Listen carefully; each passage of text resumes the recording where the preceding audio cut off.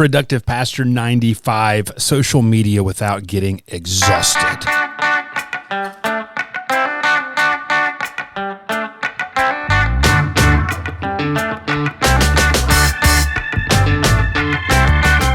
What's going on, friends? Welcome back to another episode of Productive Pastor. We talk about healthy ministry through strategic productivity. I'm Chad Brooks. It's great to have you on here. Starting something, I'm not going to say it new this month, but it's something a little different. I know it's February 29th when it's released, but I'm saying month, y'all, because I'm thinking in the months here. But every now and then in the podcast, what I end up having is an entire series of episodes really digging into one topic. And this episode's about social media without getting exhausted, but I'm going to spend the next 4 episodes talking about strategic communication, strategic social media usage, and also how to avoid some of the things that I see churches do all the time. And I'm just going to be honest with you, most of it's not really that effective, and it's actually making you significantly tired. So much of one of the things I hear when I'm in coaching conversations with pastors is about how the social media, that side of administration, communication, is just exhausting, and it takes up so much of their time. And here's the thing, it really doesn't need to. What I want to talk about today is how you can do social media, do it well, do it actually really, really good, not have it take a lot of time, but then also over the next few episodes, we're going to kind of do some different stuff. I'm going to talk about how to use Notion. It's a productivity management database tool, but it's a way that you can really, really clean up one of the big common mistakes that I see people using social media all the time, which is just advertising constantly, because there's this idea of, Chad, if we don't let folks know what's going on, then they're not going to know what's going on. Then we're going to talk about Canva, another tool that people use inside of social media all the time. But there's ways that you can use Canva a little bit more quickly, a little bit more effectively, and it's going to end up looking a lot better. So we've got that episode coming up down the line. And then I'm going to wrap up and just do like a social media grab bag of episodes of things about how I've seen people using in innovative and in good ways now in 2024 with all the stuff going on. So we got a couple of goals for this episode today. Number one, I want to talk about good, modern communication, not scattered, not reactive. We're talking about strategic communication here. The second goal that we're going to talk about is not taking on unnecessary time. I've heard from pastors that it takes them 10 to 15 hours a week to do all their church's social media. Friends, it doesn't need to take that much time. I'm going to kind of line out a way here that you could put some work in up front, but this should be taking you no more than an hour a week, really and truly. We're going to talk about that, and some of that just kind of wraps up with a whole next series of conversations. The third goal I have is, to be relational in your social media and to stay focused. Don't worry so much about information. Relationships are one of the most powerful dynamics that we have in our culture today that churches can easily do, and nobody should be better at relationships than the church. And so don't just simply look at it as a billboard. Those are kind of the goals that I want to transfer over to you as you think about doing social media without being exhausted. There's a couple of shifts that have to take place in order for us to do this. The first shift is this. You need to plan it out. I said that sometimes social media can be reactive. We can say, I forgot to make this announcement, make this post about this. The better you plan, the easier this will be. Planning for the week, that's pretty good. Planning for the month, okay, that's getting better. Planning like out of a month makes this so much easier. In some ways, what I could be saying is this is about a content calendar. There's actually a super old episode of the podcast from the first iteration. I might actually go see if I can find that in the archives. You might get a bonus episode this month. It might throw out some bonus stuff for you to listen to this idea of a content calendar, because that was really popular, really helpful years ago. The second shift is to move out of the announcement idea. Instead, going into strategic announcements and informations and have that as part of your plan. We're really going to cover this hardcore next episode about how I've discovered using Notion can really help out in your social media. And then the third thing is this: scale into it. There is no need to just be going full tilt boogie on multiple platforms and you see all these things going on. Scale into it, especially in relation to what does your context need. That's the huge thing. Don't enter the social media arms race and see what the big church down the street is doing, or the big church in another town or another place that you just are idolizing. It's so you can create so much exhaustion just trying to keep up with the arms race and not actually be doing anything locally amongst the folks that you have influence and you could touch over. The local church is so powerful, and the local church should be the strongest voice amongst those that are around it. So we're really just going to talk about this through two kind of moves today, just two simple moves. The first move is this: it's to plan. The second move is to schedule. So it's talking about planning this out. You need to have some sort of a social media template. And what I mean for that is you need to have an idea of what you're going to do before you start putting anything into it. So many times I see churches just really think, oh, this thing's in 2 days, let's announce it. Or this thing's in a month, you're going to have to sign up for it, so let's announce it. That sort of a thing. Having a social media template where you realize, hey, on Mondays I do X, on Wednesdays I do Y, and on Fridays I do Z. That's it. The 3 kinds of posts that you're going to have to create in there. It just makes it so much easier. Your social media cannot be, oh my goodness, I need to let folks know about X and then turn it loose. I don't know if you know this or not, friends, but I'm going to talk about today's really, assume I have the Facebook hat on. How about we say that?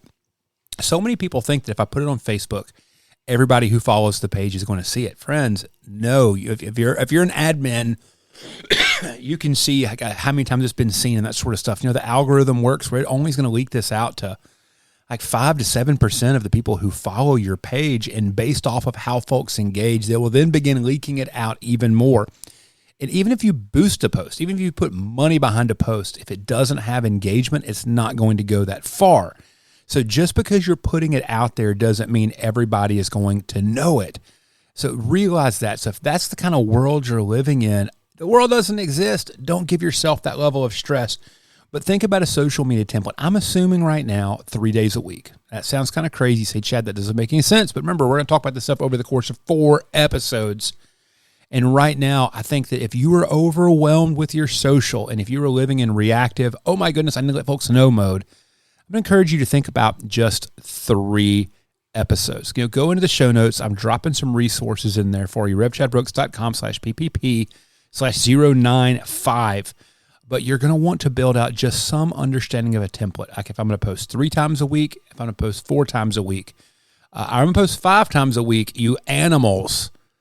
I know what every single one of those posts is going to do. So I'm never having to make a decision. What am I going to post? The decision is, okay, what type of content in this specific manner am I posting today? That moves us into our next part of what makes this template easier. So imagine you're drawing out a piece of paper and you put Monday, Wednesday, Friday, something like that on it, or whatever. You're going to have these blocks. What you put in there is something you get to declare. And if we're not just doing a bunch of random advertisements, that sort of stuff, I encourage you to begin thinking of the different content you can create within the ideas of blocks. Okay. And these blocks can somewhat be interchangeable. You can do a profile of a volunteer or a new church person or somebody like that. A simple type of thing of you can create a quick, 4-part, 5-part questionnaire. Why do you love our church? How long have you been here? What's your favorite book of the Bible? What's the best pizza topping? I mean, make sure you blend the serious and the silly. Then you get a really good picture of that person on your cell phone. We'll talk about pictures in a little bit. That might actually end up being another episode in this series, is how to take good pictures for social media. But just a picture of a person, and then there's your content for the post. Scripture posts. Scripture posts are easy to do, friends, and they're powerful and they're strong. That's another kind of block you have. Quotes. Now, this can be from the sermon, or this can be a quote from something else, but quotes are a content block that you have. Sharing other stories. So if your church participates in some mission project in the community, or you have another story you want to tell like that, storytelling posts are super, super powerful. It's not about the image. It's about the post in so many ways. That's where I see folks being able to make a mistake. But think about other stories you can tell. There's a content block right there. Doing a picture follow-up. If you have an event, get a handful of really good pictures, and you want it to be enough of a carousel post where you can't natively see them all. You want to click forward. So I think usually 5 pictures is what does that, but just 5 really good pictures of an event and then post a quick few sentences about the follow-up.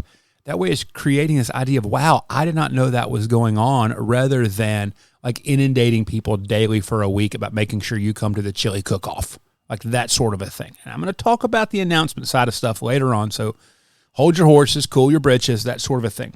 But let's talk about pictures for just a little bit. And this is the rule I always told folks when we were teaching them to take pictures at church. You know, think about all of the bad pictures you've seen people take at churches, and then you see that church that has like the $10,000 camera and the volunteers that take these amazing, beautiful pictures. I'm going to give you two tips. They're going to help your church pictures automatically look good. Number one, faces, not backs. A good photographer at any event is not going to be scared to be in front of people. If all you're posting is pictures of tons of other folks' backs because you're scared to get in front, or you're scared to ask them, hey, can I take a picture real quick?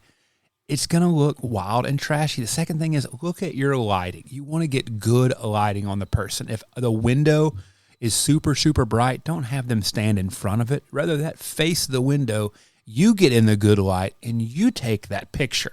Just those two rules right there. Faces, not backs, and watch your light source. Friends, unless you're running an iPhone 3, you're going to be able to take fantastic pictures with your phone, and just those two rules right there.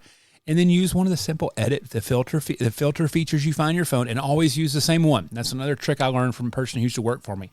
Always use the same filter. So it's going to create an immediate sense of brand identity with the image, the way the image looks. But then also, it's just going to be a good picture because it's going to have faces, and it's going to be well lit. So if you're doing any sort of picture follow-up, think about that. Third tip, and that we'll slide another tip in there. You can never be close enough. You know, if you feel like you take this picture and you have to zoom in to see who is in the picture, you're too far away. You know, take 2 giant steps forward from where you feel like you need to be. You want to see faces and for it to be clear and to be pretty. When you stand really, really far off, the faces are blurred, and also you don't have a light working in your favor either. I've seen a horrible picture taken from 20 feet away that if the photographer would have just stepped up closer, would have actually been a great picture. So just those tips right there are going to amplify your photo game for social. Think about a Sunday invite post, running this in your Friday content block where you just do a couple of things like, hey, this is what we're doing on Sunday. This is what time we worship. Just right there. That should always be in your social media block. You can do a Sunday share after worship. You know, maybe you do have a handful of kids in the high school ministry that can take good photos with their phones, or you've got that church member that seems to never be leaving Facebook and they take 50,000 pictures of every single thing they do. Ask them, hey, can you start taking some pictures at church on Sunday? Remember the rules, faces, not backs, good light, and get close. And there you go right there. So like a Sunday follow-up share post can be fantastic. And the last is this, and this is kind of getting us into the strategy behind announcement land that we're going to talk about next week. But consider posting a this week at your church post. You know, that can go in your early week content block. And what you're going to do is the things that people need to know for the whole week go in that one post rather than doing 10 individual posts across multiple platforms. Then the next thing is this, build your template. So get out, draw out a sheet of paper, okay? Draw 3 blocks or draw 4 blocks, make it in a week format, and just say, okay, these are the content blocks that I have for the week, and this is the stuff that's always going to happen. I think you always need some sort of a Sunday follow-up post or a post that links to the sermon podcast and the devotions, any of that kind of stuff. That Monday post needs to be there. And then your Friday or a Saturday invite to church post. That post should be designed for folks to share, to use, to let others know. Okay, so there's 2 content blocks covered. Really simple right there. And in the middle of the week, look at doing some sort of a story, a scripture, or a quote, and you can alternate in between those. If you have 4 times a week you feel like you need to post, you've got 4 content blocks. Think of those different blocks, the different types you have, and then say, okay, this is how this is going to be on Monday.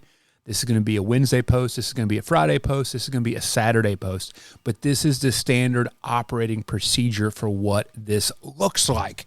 Just building that in is going to be huge. You know, if you're going to advertise something, if you feel like you need to advertise something on there, keep it to a 20% ratio. So meaning that out of every 5 posts, 1 of them is an ask.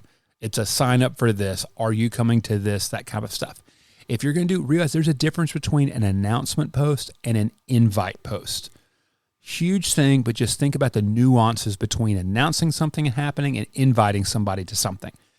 But keep your announcement post to 20% of your content, or if you're asking somebody to do something, keep it to 20% of your content. Now, you can build this out on paper.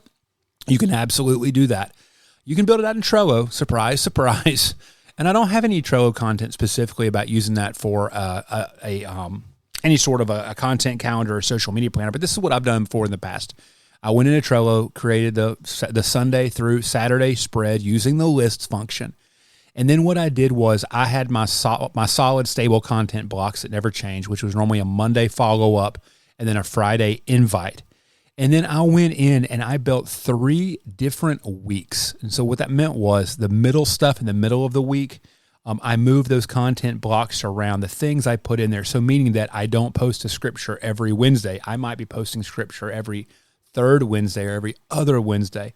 But however you do your template that you're building out, consider building at least 2 weeks, if not 3 weeks, that are different. And what that will do is that will allow you to get the benefit of using the template, but it will also not keep things so regular that people get bored with what might be going on.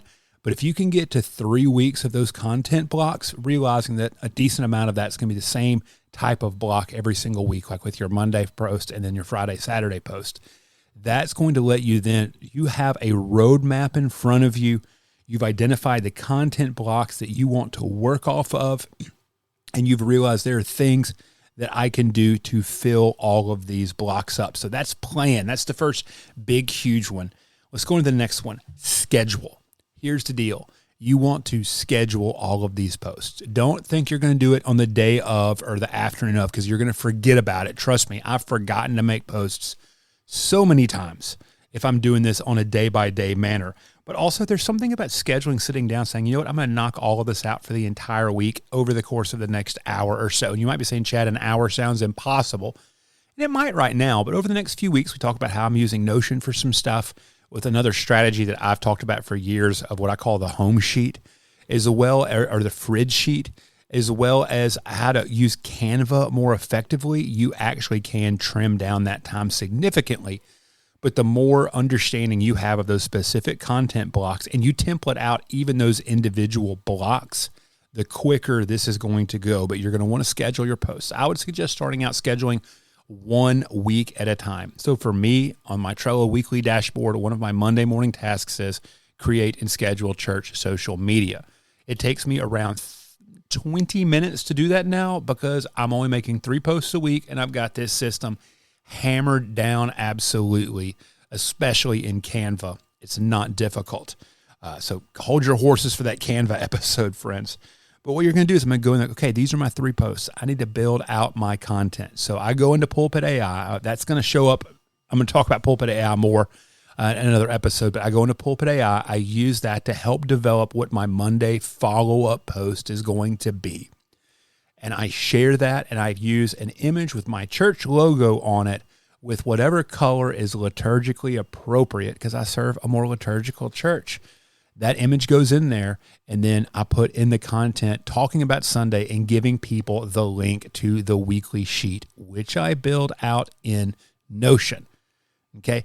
This also, sidebar, what you write is so much more important than the picture you spend. One of the ways I see people spending way too much time is taking hours to develop things in Canva and cramming all the information on the image. No, just make the image look pretty and grab somebody's eye, and then put the information in the post. It's just going to look so much cleaner, more professional. That's one of the secrets you see of like the big church down the street, that social media looks amazing versus what I see of just kind of average, normal sized churches where I can tell the pastor's working 90 hours a week, including doing the social media. People try to cram all the stuff on the image. Don't cram it on the image. Put it in the post. Use bullet points. Be succinct. Make it happen that way. So then I build my content out for my Monday. And on my Wednesday post, I normally either share a quote or I share scripture. I build that image. I've got a template built out in Canva that I do that with, kind of a hint about a future episode.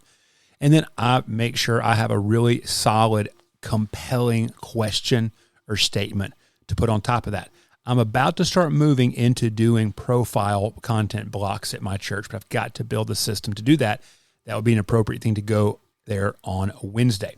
Now, once a month, we have a men's fellowship meeting that meets in the evenings. We do an announcement type post once a month just for that. And so sometimes that's going to fall into that content block. And then on Fridays, it's always going to be inviting the person to church for the next Sunday. And I always use the graphic for whatever sermon series we're doing as part of that. Did that in Canva. Hold on, another Canva episode coming down the line.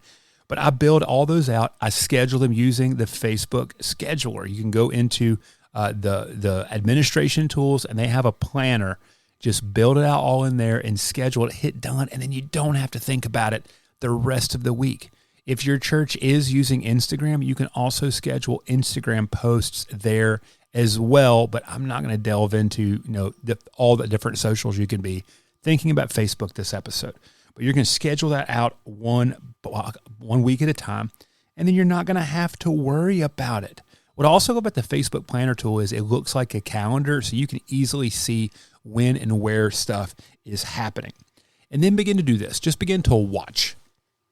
How are people responding to this? Am I getting likes? Am I getting shares? Am I getting comments? Well, if you're not getting any of those, are you asking folks to share? Are you asking folks to comment?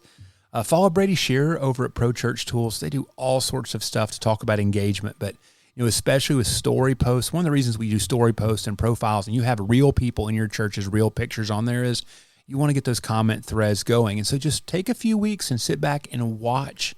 Go into your analytic background in Facebook and see how are we performing with this more strategic approach based off of how we were doing. We're just kind of scheduling as is and not paying attention to it. Begin to look at how people are reacting so you can begin to understand how you might be able to grow the impact of your social media. And the last thing is this. It's time to add something else in there, because you might be saying, Chad, 3 times a week, that's it. I need to be doing like 9 times a week. Well, I'm not going to argue with you on that one. I just disagree with that wholeheartedly. But second, if you feel like your social media is chaotic and it's taking up way too much of your time and it's an issue, scale it back to the point of stability. And then when it's healthy and when it's running really, really well and it's not a terror anymore, then add 1 block in. Or then maybe say, okay, now we're going to look at creating some additional type of content. So maybe a little bit of video content or a vertical video. If we're going to hold our horses on doing double things, one thing different from Instagram, one thing different from Facebook, we're going to hold off and just cross-post everything for the next month and then ask ourselves the question, okay, what is one thing we can add into just on Instagram to be different? That's a whole other conversation we could be having, but we're not going to have it because this is about making your social media not exhaust you. So we lined out just some really simple, clear-cut stuff there. Have a plan, build out that social media template, think through those content blocks and specifically what that might look like for you. Maybe create another layer of templates specifically for each one of those content blocks. Train folks to take good pictures, make sure you're taking good pictures, and then build out that template. That's the whole plan ecosystem. And the second thing is schedule. It's just this. Don't do it every day anymore. Just do it once a week and think through those posts strategically using that Facebook calendar tool. Now, I'm excited to talk about social media and church communication over the next few weeks because I think communication is everything right now. Everything rises and falls on communication. And so many churches feel like they are communicating things in every single place and less people are coming. And what if some of that's our communication method and strategy? That's kind of the impetus behind this whole block of episodes I'm talking about. But we're wrapping up this one. Hopefully you don't think social media is that exhausting anymore. As always, you can hit me up on all the socials at Rev Chad Brooks. Come hang out with us in the Productive Pastor community on Facebook, the Productivity Party. And if you dug this episode, do me a favor, share it with a friend through text or a message somewhere. That helps out the show in amazing ways. But we'll be back in the next episode where I talk about how you can use Notion as a tool to enhance your communication. See you next time.